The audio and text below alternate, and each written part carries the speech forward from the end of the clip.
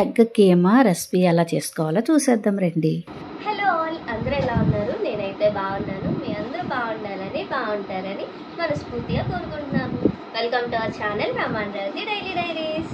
కళాయి తీసుకోవాలండి. ఆయిల్ అయితే వేసుకున్నాను. ఆవాలు జీలకర్ర వేసుకొని కొంచెం వేయించుకోవాలి. ఉల్లిపాయలు కూడా వేసుకోవాలి. పచ్చిమిర్చి కరివేపాకు కూడా వేసుకొని కొంచెం వేయించుకోవాలి. తర్వాత టమాటా ముక్కలు వేసుకోవాలండి. కొంచెం మగ్గిన తర్వాత కారం, సాల్ట్, మన రుచికి తగినంత పసుపు వేసుకొని కొంచెం బాగా మిక్స్ చేసుకోవాలి. చూస్తున్నారు కదా, కలిపి మూత పెట్టి కొంచెం మగ్గించుకోవాలి. బాగా టమాటాలన్నీ కూడా మగ్గే వరకు మగ్గించుకొని మూత తీసి ఎగ్స్ అయితే నేను ముందుగా ఉడకబెట్టి పక్కన పెట్టుకున్నాను. మనకి ఎన్ని ఎగ్స్ అయితే కావాలో అన్నీ తీసుకొని ఇలాగా మనం తురుముకునేది ఉంటుంది కదండి, ఆ తురుముకునే దాంతో ఎగ్స్ అయితే నేను తురిమేసాను. చూసారు కదా మీరు, చాలా అంటే చాలా బాగా వచ్చింది.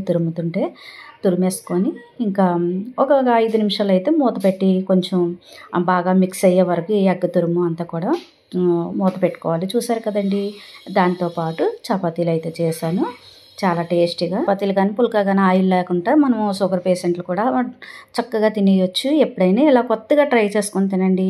ఎప్పుడైనా ఇలా కొత్తగా ట్రై చేసి చూడండి, అందరికీ నచ్చుతుంది. Subscribe to రమాండ్రతి daily